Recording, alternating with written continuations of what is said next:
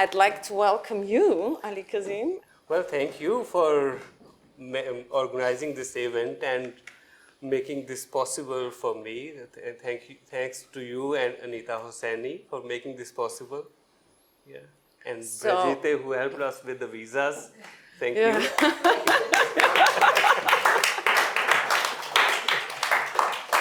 Yeah, as you all know, it's always complicated getting people from different parts of the world here. So now we finally were able to do it. And for me, this is also very special to have you here because actually, because of him, or because of his work that we see part of it here, the whole project, the Festival of the Birds, started. Because it was, I think it was 2017 that I came to his studio in Lahore and I saw some drawings, huge life-size drawings of birds. And I just asked, so what is that? Because they were beautiful. So that's how I came in touch with Attar and with the Conference of the Birds. And well, yes, it took some years. But last year, finally, we started this project. And now we finally made it possible to have the special guest, well, the guest who enabled the whole project, to have you here. Thank you. So I guess you all know Ali Kazim, but maybe I should give a short introduction. So he is from Lahore. He studied at the National College of Arts in Lahore. So if you ever go to Lahore, please go and see the NCA. I think it's the most beautiful art school I've ever seen. And he also studied in the Slade School of Fine Arts in the UK in London. And now you are based... back in Pakistan, and I teach at NCA and I have my own studio where I practice actively. So whenever you go there... You are most welcome to visit my studio, and I would love to show you around and would love to show you the city even.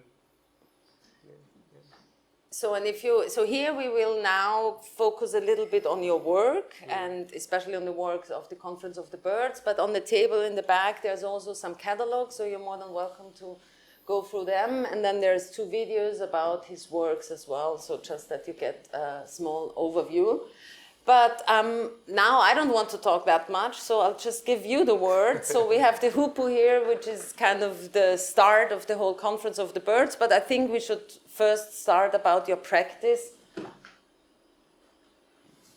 about the painting. So how does it work? What are you doing?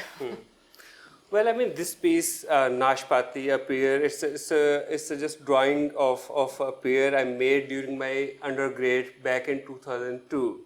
So as an artist, we or at least I struggle with the materiality of the work, as well at the same time while working on a painting, while one is struggling with the ideas. So I was struggling with that material I used for this painting, this little drawing. I made this drawing with watercolor inks. And at some point later on, I realized some inks fades away with the time, some stays, some last a little bit longer. So for me, that was problematic. I wanted to fix that problem, what I was going through, what I was facing in my painting. So I thought maybe the powder pigments are the right material, or they are more stronger, they can last more as compared to the inks. So I started experimenting with the powder pigments. So after applying some washes, and I was struggling bit with the material because I never have used it before. So during that process, at some point I realized that those washes, the textured surface is very, very close to the Bengal school wash technique. So the Bengal school wash technique is during the British Raj, when Japanese prints came to Indian side. So Japanese woodcut is made with the watercolor inks. So it has very washed effect. So the local Indian artists, they imitated that effect through watercolors. So that's how a school called Bengal School came into existence, and they produced a lot of work with watercolors. So I realized that technique, that wash technique is that surface is very close to the Bengal School.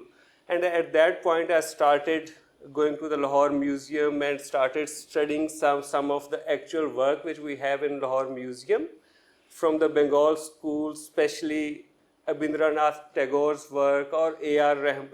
Chughai's work. So when I studied their surface quality closely, so I thought that maybe that's the way or that's the track where I have to develop my technique and my process. So from there, I started developing more work on paper. So how this technique develops over the time. Sometimes it's the technical flaws of the work which leads to a totally different technique or different materiality. So we have your portraits now.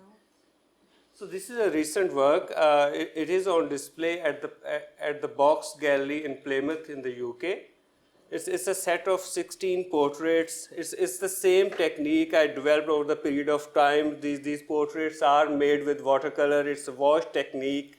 So in wash technique, what I do is I start drawing with the pencil and with just a black color. I develop the form and the composition, and I started slowly. I start adding different colors to the surface. So this is how I develop these portraits. So all these are in watercolors. And here is the conference of the bird. So it's a large piece. Actually, I got more interested when I was reading about Attar, Fariduddin Attar's life. I was more interested in his autobiography. Then I started reading his book, The Conference of the Bird. I read various versions of the book and different talks, and saw some plays which been played around the world. So it took me some time. It's not like when I was reading it, I wasn't thinking that I'm going to make a work about that specific poem. It's later on at some point when that idea was more mature in my head, and I see a glimpse of birds flying in a certain direction. It was just that image which led me to make a painting, to respond to that poem.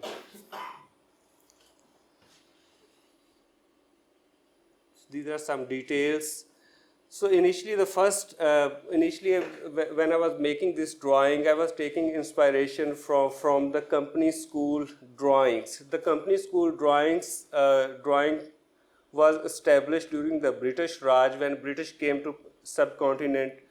So the artists before those were working for the Mughal courts or for the royal courts.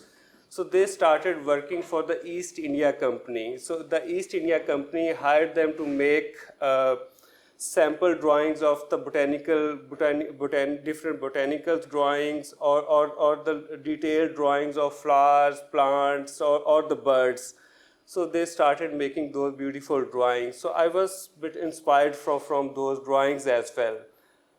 Yeah. So initially I made the first panel in colors.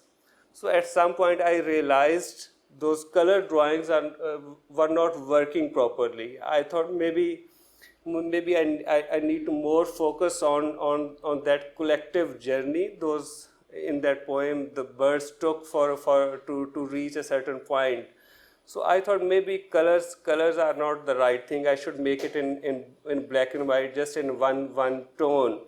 So it shows that unity, they are going to a certain direction as a one unit. So that's how I made it in black and white.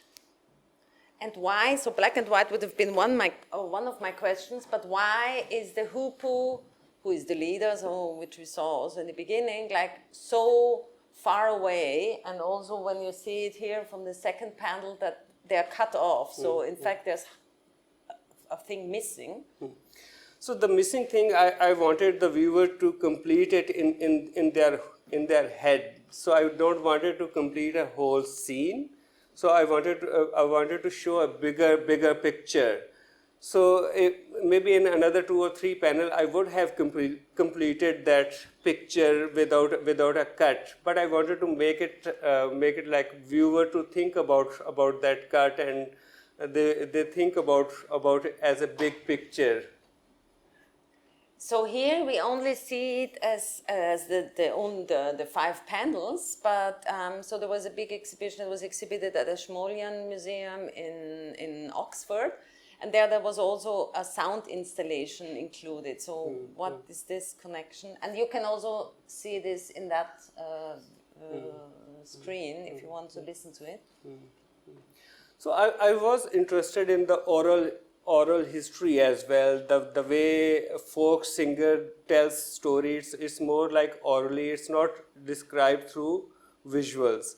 So I was also interested in that tradition where folk singer, they sings a story, or they sing a mythological poem, and they tell the story. So I was interested in that aspect as well. So I collaborated with one of Persian singer from the area which is close to the Irani border. So the people who lives close to that area, they speak Persian, and they are more fluent. I can understand, but I cannot really follow that. So I thought it would be nice to work with someone who's more fluent and who understand the accent and the fluency. So I worked with a Persian singer. And that's how we developed a 24 minutes long sound piece, which is based on the actual text from the Mantiq al-Tayyur. It's actually in Farsi. Yeah, unfortunately we have not. So here we have some more details. I don't know if you would like to specify some of the birds, or. Well, not really. I mean.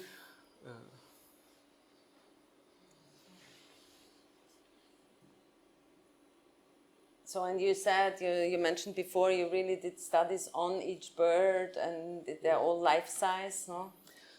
I was interested in making a painting which is slightly close to the human scale. So when things are, visual is more close to the human scale, one can relate more to it. So usually the birds in this painting are nearly life-size. They are not over life-size. So they are close to the life-size. It's more relatable. One can see, what we experience around us. It is close to that size. So those are slightly conscious decision for the image. Yeah, unfortunately we don't have the original here. So it's in Qatar. If you go to Qatar, you can see it in the museum. Yeah. But we also had this discussion today that it's always about the material. So for the first, first there's the material, and then comes kind of what material or what technique you choose. So this was kind of first started with painting, but then obviously you stick with the topic. Yeah. Because then you have this wonderful, great project. So when I was reading this book, I was more like interested in that poem. It's thousands of birds, they took a flight to find their real self. And only 30 birds reaches the last point. So I was more like, I was thinking about that whole collective journey, how many birds started that journey. So I was interested in, usually we see the hero is the one who reaches the final destination, but the other one who helps to start that journey, we never usually talk about those things. So I wanted to acknowledge those who started to help that journey, but they died on their way. They never reached the final point for various reasons. For various reasons, they never reached to the final point. So I made an installation of 3,000 birds made with the clay. I didn't bake them intentionally. I wanted to display them in open weather, in an open weather where after few rains they dissolve in the earth again. So I wanted to acknowledge that aspect, and that very poetic aspect. I really enjoyed it. So the final work was a process. The final work wasn't the final actual sculptures, but the process was the final work. So it took almost a week to install it. Yeah, no? yeah. So, and then, we had this wonderful image, so or maybe you could elaborate a little bit on where it was and how did it happen, because, where did you take the forms of? There's also a history, no? So this was during the Lahore Biennale. It was a collateral event we did just slightly outside Lahore, where we chose an abandoned brick factory. So brick factory, again, like the brick factory, it is for bricks, all about the firing clay, and I displayed unfired clay birds on the top of that brick factory. And after a week, with the weather, with all this rain, they become part of the soil.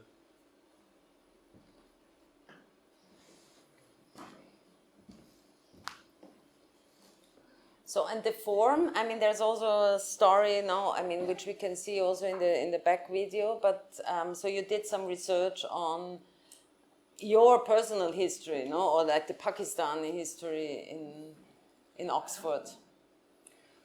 Yeah, it's really interesting. The Ashmolean Museum in Oxford, which is one of the oldest museum in the UK, they have quite a lot of artifacts from Pakistan, from the Indus civilization to Gandharan civilization and the Mughal and the company school painting there.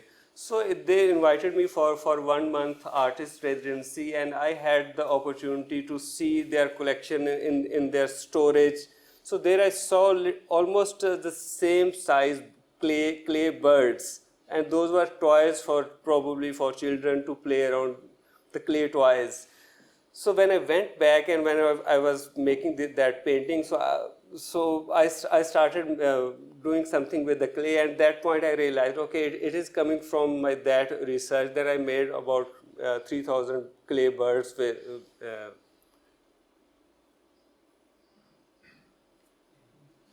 So in fact, then after a while, the birds dissolved and went back to Earth, Went back to Earth, and some people collected it as it is. So it was part of the installation. People could have collected it. I wouldn't mind. It was part of the process. So kind of where to move. Yeah. And why did you choose 3,000? With that given time, I wouldn't have made more. That was the that was the only reason. Otherwise, I would have made more. So the more I had made, it would have a more impactful installation. But they are all the same, because just before I got the question like, oh, they are all the same, or they're all different ones now? So there are 5-6 different postures of the same sparrow. So I specifically chose a certain scale and then just a few postures, so one can get confused with the quantity. Can I ask you, what kind of clay did you use that disintegrates so quickly? We have objects that are thousands of years old of clay, and they are still. But when it's not fired, it can. Yeah. Yeah. They were just sun-dried clay.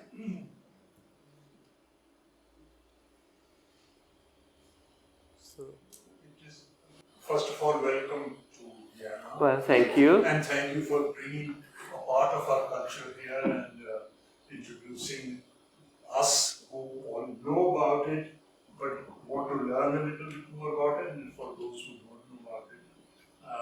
I am absolutely fascinated by the fact that you allow the birds to evaporate, if you like, for want of a better word, and to go back to the soil, because this is very much in the Sufistic tradition. Yeah. To fanafillah, To get back to the earth. To dissolve yourself in the universal. That's very interesting. You pointed out that aspect. It was happening even in that painting. I wasn't really aware of that. Though I made it. You haven't talked to me before. But my purpose was to show the painting process. This is just one body of work we are showing here. So my entire practice is quite vast in many ways. So this is just one chapter, I would say, the Conference of the Birds. So the rest of practice is more vast. Yeah. Are there any questions? Please feel free. Yeah, this is, I think, a good way to... Yeah, really, I want to include everyone. I would like to ask you something about the next slide, actually, or the one after that. Is this a specific crowd of people that you portrayed, or can you tell me more? So this painting called Children of Faith series. So I chose people from different religion. I feel like when we are following certain religious thought or religious ideology, and people started wearing certain outfit to identify themselves with certain religion. So I thought I was more interested in how we shape children's personality and how we make it more visible to other people what sect or what religion that children belong to. So I was interested in that notion. So I asked different friends, and I took photographs of different children wearing certain religious outfits. I wanted to show as many as portraits I can. So I made about 16 portraits of children from various faiths, so including Muslim, Sikh, or Parsi, the Zoroastrians, or Jews. So it's a series called Children of Faith series. And then later on, what we have seen in war, how children are died. So it's just like this series is very close to my heart. I mean, I think it is also connects quite well to the Conference of the Birds, because I mean, you have also the variety of so many birds flying towards someone, to find a leader. And here, I mean, we also have the variety of children with different faith, and I mean, all the birds are different as well, but we are all the same. Yeah. So I think this is quite a nice. So because we talked also this morning, like that the material is first, so like what you do or what you want to use in your artwork, and then the idea or the topic comes out. So sometimes it is the material who leads toward different ideas. It could be other way around, but I do feel like material is very, very important. If there's one installation, the image is not in that slides. I made an installation with the human hair. So it was with the human hair and hairspray. So that sort of installation could have done with the nylon hair, but nylon hair wouldn't have carried the meaning at all. So sometimes it's the material who carries the entire building. If you take out that material, that entire building collapses. So similarly in the painting, if it's not in that material, if it's not done in a right way, how artist thinks, it just collapses. So maybe that's a good. That's a question, please. Maybe in connection to this significance of material, was there any specific meaning to the clay you used for the 3,000 birds? Like the specific clay you used?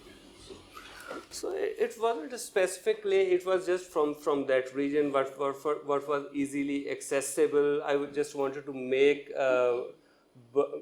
birds with the material which can be which can dissolve and become part of the soil again. And the first thought comes to the mind is clay. Otherwise, I would have made this probably with the ash or with some other perishable material. But the clay is something very close to the human history throughout. If we see different civilizations, the clay was a key medium for either for vessel making or the jewelry making or for the basic human survival. The clay was accessible and it was easy to mold and form something with it. So perhaps that was the reason. Clay is also in the poetic sense, in the Sufi poetic sense, clay is also joint with human body and Yeah. human soul. So it has a mystic significance also.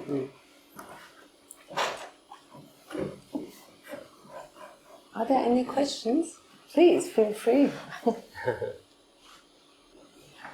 Can you maybe talk a little about your education, where you come from? Because from what I know, that at NCA, sorry, the education is still very traditional. You learn the miniature painting technique, and it's interesting to see also how contemporary Pakistani artists deal with this tradition and how they take it into our present time and into different dimensions and different cultures even. Can you, or is this important for you also?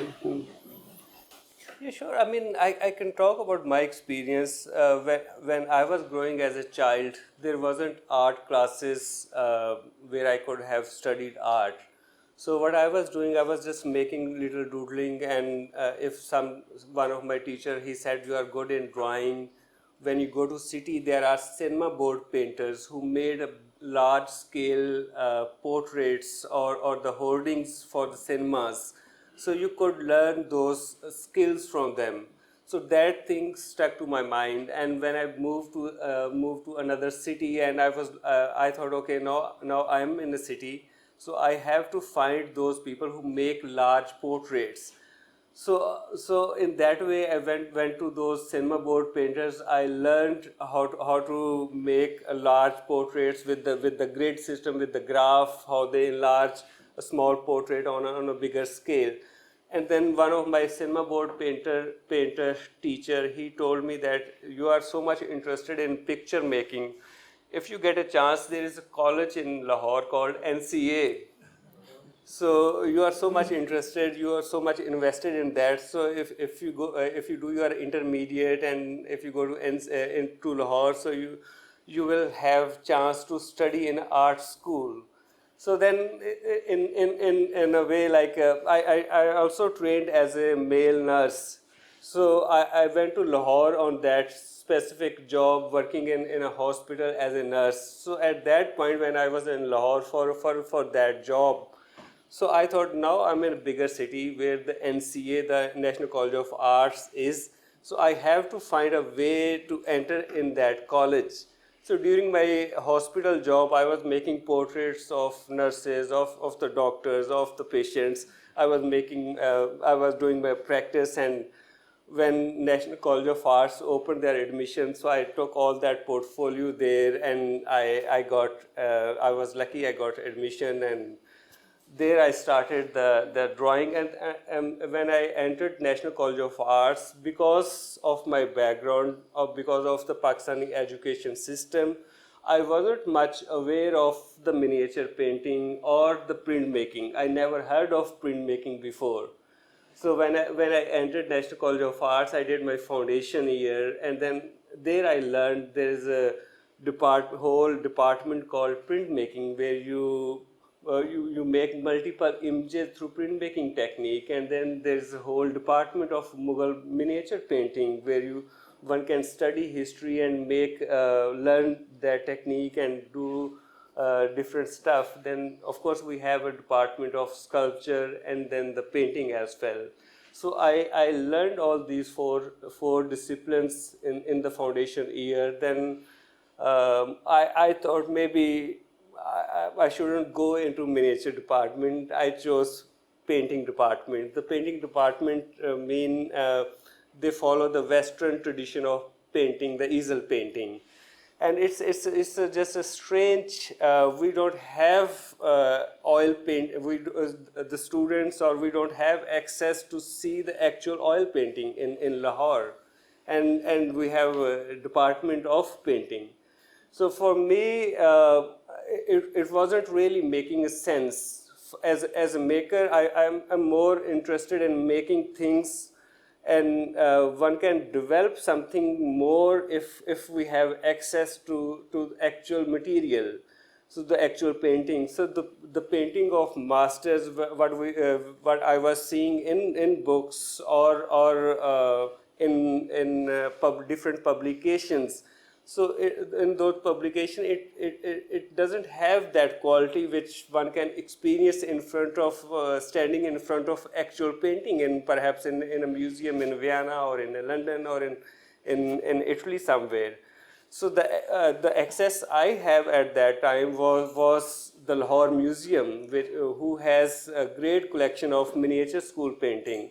So I was fascinated by the surface quality of the miniature painting which I was seeing just next to the NCA.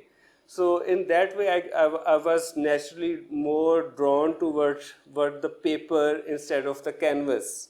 So that's how it developed.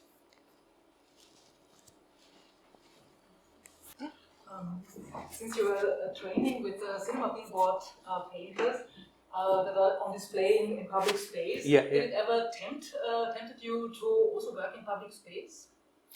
I did a few projects for the public events. Like I made a huge installation with the clay hearts in a public garden, where that installation was lasted for a week or so. And then people were allowed to pick or pluck a heart from those walls, and they could have carried it. And actually, those hearts are literally in many cities. Many friends have taken it, and they are. Was that in Lahore? Yeah. That was in Lahore. And when? That was in 2019 for the Lahore for the first edition of Lahore Biennale.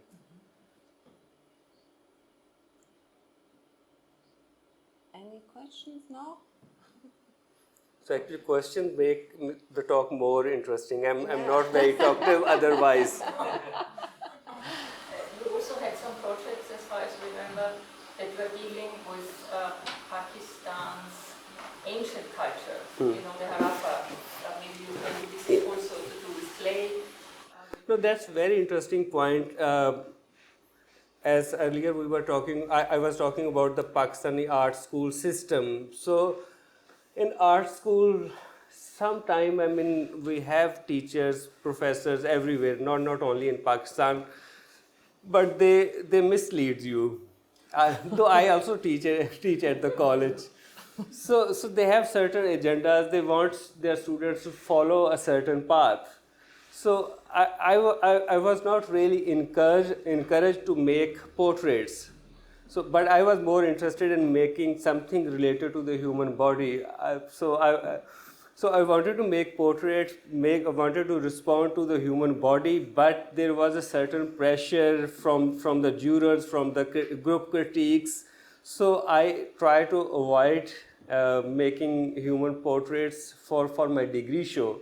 So the Nashpati, the first image you saw in the slideshow, that is from degree show.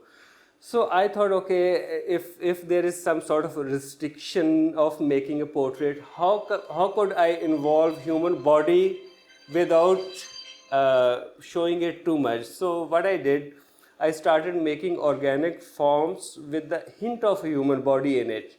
So that's how I started making those drawings. And later on, after the graduation, that thing had on my mind, okay, I'm more interested in human body, more interested in making a human portrait. So those critiques I had during the study, those were somewhere haunting me. So I thought maybe I have to have a reason to make a portrait, but to be honest, as an artist, you don't have to have a logic to make something. One can make without a great logic. So, but I was looking for a reason to make a portrait. So I thought, okay, I should do some research and find out how portraits have started, at least in my region. So I came across a small portrait, a small statue made with soap stone from the Indus Valley civilization called Priest King. So I started making drawings of that particular statue. So I personally believe that portrait is the earliest example of a portrait from that region, where one can see the race, that little statue has a slightly thicker jaws, small short head, combed beard, no shaved mustache, and he's wearing nice shawl with a certain pattern, which is still common in certain region. So I started making portraits from that little statue. So it is from the Indus Valley. Yeah. Just try to find this. Actually, we just deleted it. It was part of the presentation, and I said, okay, maybe we. Yeah, I don't find it anymore. It's a trash can. It's okay. No, I just. But we have those wonderful images. Maybe you can. So it's again like when, as I mentioned, when I was making that clay birds installation, I was thinking about those who never made to the final destination. So many of birds died on their way, many of them caught by hunters.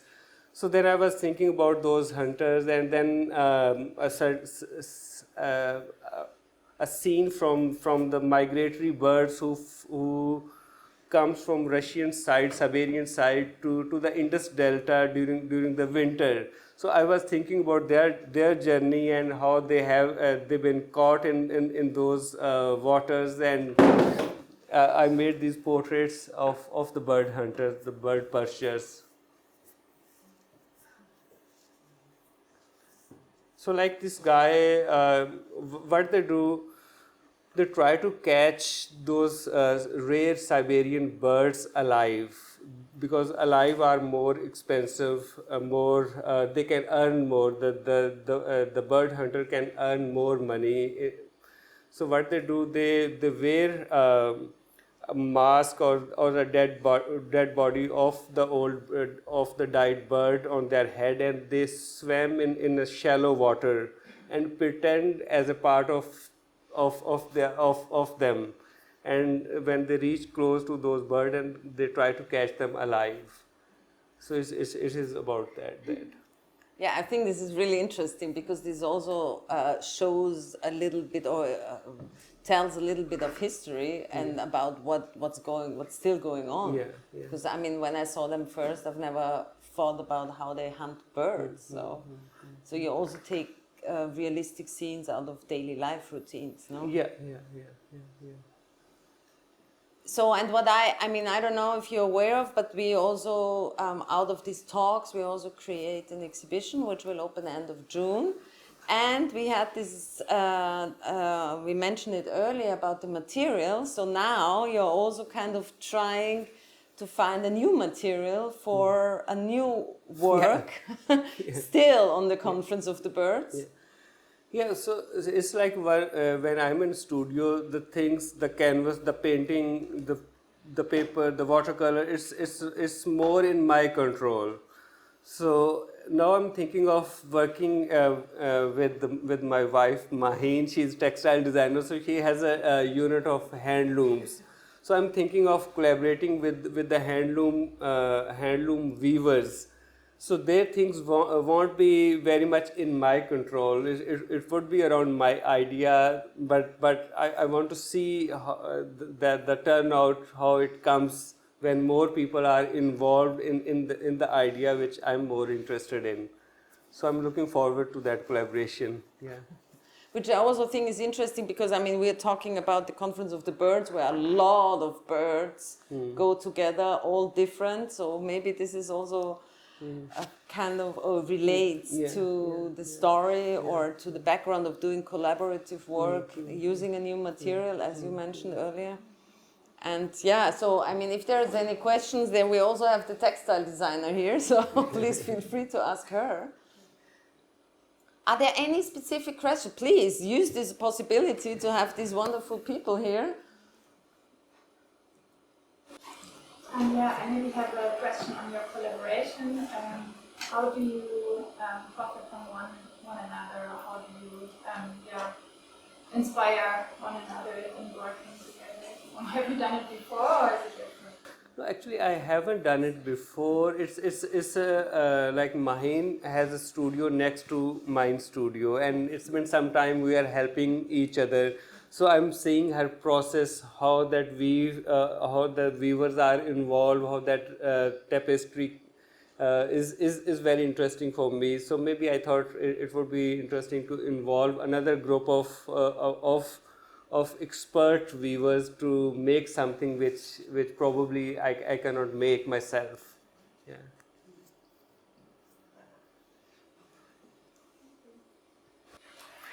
It would be interesting to see, of course, also this new line of textiles, because Pakistan is mainly known for traditional textiles, beautiful textiles, old textiles from Kashmir, and so on. Yeah. And so I find out that this is now a completely new way of showing Pakistani art with this new kind of material also. This is going to be an attempt for a newer version of textile.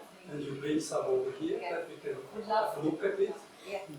Not in this kind of, not in your show. It's not related to the birds. No, but she already brought some stuff, so you just... So I wanted to share it with a few friends as gifts. So, but we will at least have this one piece in the next exhibition here.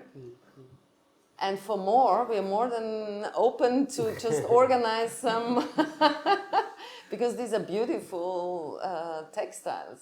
So, home textiles, but also scarves. I mean, I'm proud to have one here, so just to make a little advertising right now.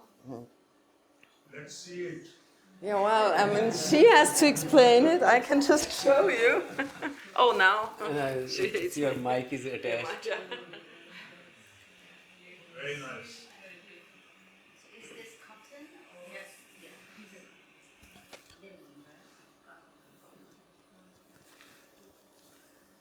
But if there is no further questions, so... Oh, yeah, there's a question later.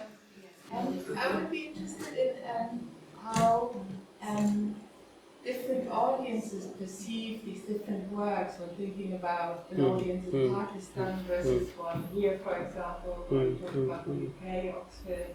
So thinking about like what specifics get picked up on. Someone said really interesting thing. If we smell a fragrance in a shop with a stick, it has a pretty much same effect for everyone. But when you wear it, it works differently. So it's the pretty much same like art. When it affects on us, it has a totally different effect on us. It's totally depends on our knowledge or the audience experience, how they see it. So it works like a perfume. How when it affects you, it affects you. So it has definitely it has a different effect in Pakistan, or people who are slightly aware, or in Iran, or in a different audience, they may have different effect. And it's the beauty of art, where there are more layers of the same work. It can be read as maybe about, it has a connotation about the migration as well. It has different connotations. So I think it's interesting in that way. And I think what I experienced when I went to see the show at the Ashmolean Museum, because the Ashmolean Museum is like, well, it's a historical museum, so they have old, traditional, historical facts. And then I think you were the first contemporary artist there, no? First South Asian. Yeah, so I think it was really interesting just to talk also to the people there, not only to the audience, but also to the staff working there, because for the first time they met an artist, of course, because all the others were dead for thousands of years. So, and it was really interesting. So I spent some time there, so I talked to these people so that they were really impressed that they could really see a person and talk to that person about the artwork. So, and I think that a lot of people, I mean, you know better, you've spent some time there, but that even the people did not expect contemporary art there.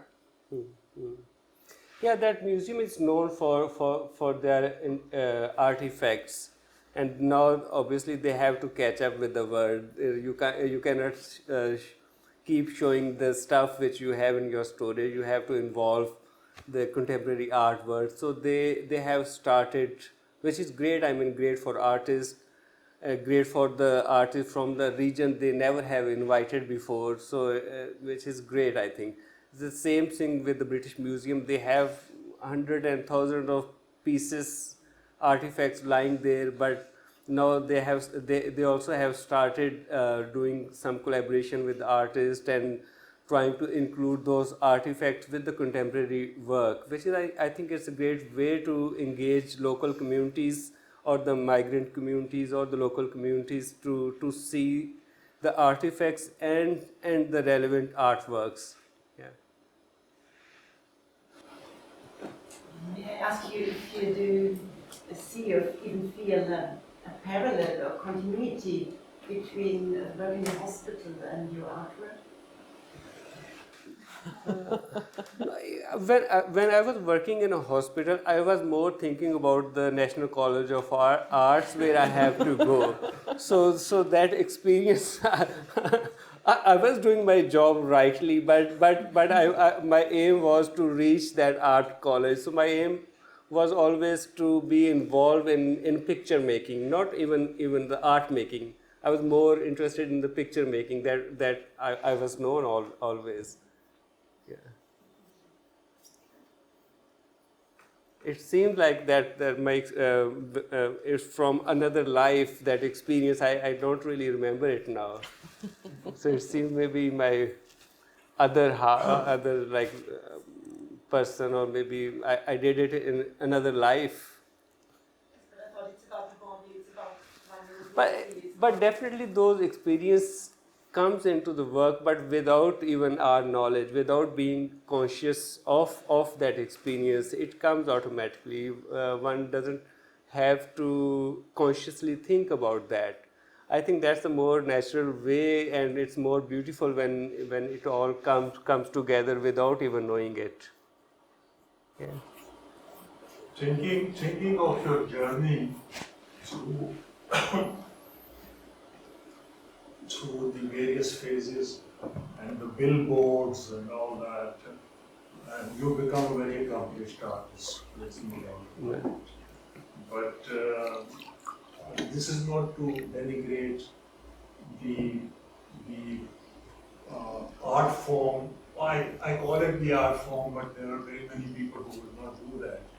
That still exists in Pakistan at a very, very low level, where, for example, now it is becoming a rage to collect what these unartistic people paint at the trucks and the buses and all that sort of thing. And that is kind of a naive art, but it is catching on, and there is a certain demand for it and a certain appreciation of it. That has not figured in your work as I can see it, but you traveled through a little bit. It's just a comment. There was a question? Yeah, maybe a question following up on the question on how your work is perceived differently in different regions. I read that in Pakistan, political leadership was very much contested in the last years, and I was asking myself if your Conference of the Birds story is also, the Conference of the Birds. You mentioned that there are different versions of the tale, and some are more. In some tales, it's more about finding a journey of finding yourself, and in others, it's more a journey of finding political sovereignty or leadership. Does it resonate in some way with people in Pakistan on the question of finding political or representation of the people or something like that? Well, the one thing for the facts I know, people are really, really angry about the Pakistani political situation, what we are going through. Um, this whole thing makes me very angry when I think I cannot really say what I really want to say, even on the social media, or it is pretty much living under a dictatorship where there is a censorship is too strong. And I do think sometime I should make something maybe very direct to maybe at some point I will make something, but I'm not sure for the moment. But for sure I'm angry with all that situation, and it makes me it makes my blood boil actually when I think of all that situation we are going through.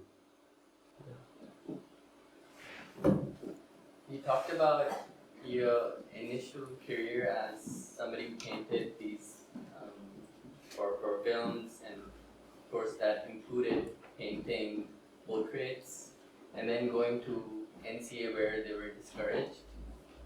Could you talk a bit about this? What it means? Because it seems like the society is very split, because portraits are present and everywhere. You see them when you go. But then at this institution that's supposed to be one of the best, they're discouraged. Yeah, perhaps. Well, I mean, usually these institutions or the people who are in institutions, they are trying to pretend they are a part of a bigger picture, but sometimes it's more like a pretentious thing.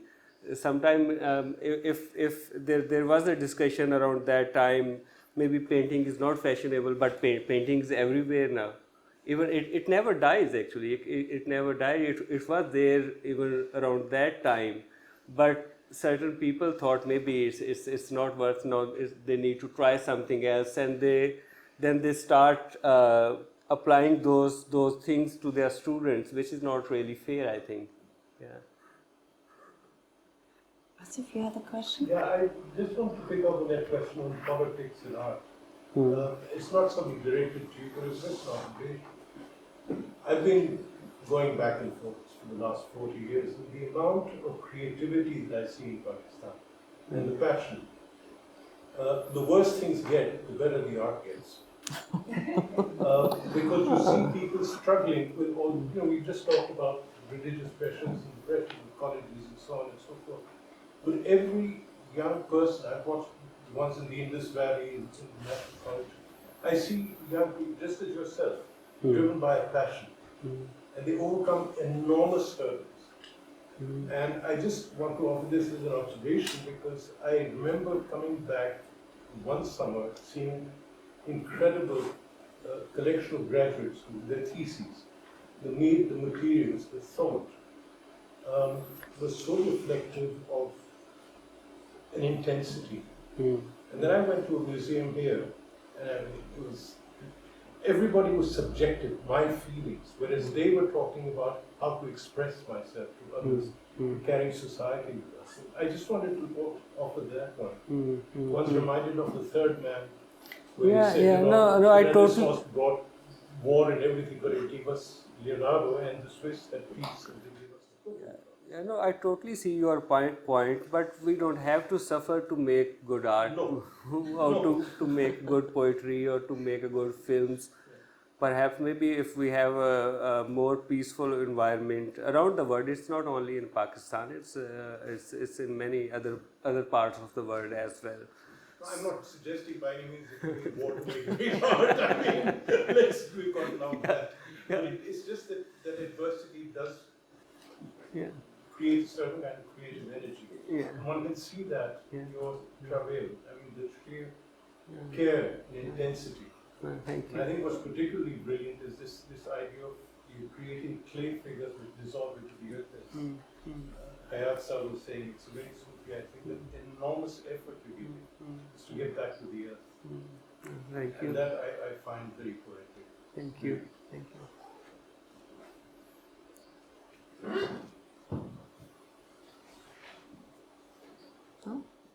perhaps it's time for a drink then. Yeah, so if there are no further questions, so I mean, he's here, Mahin is here. If there's any further question, please feel free. We can continue We our can discussion continue. informally. Yeah, that's no problem at all. So I would just like to thank all of you, you for coming, and Anita Hosseini to make this project possible as part of the intra-project, so project with the University of Applied Arts.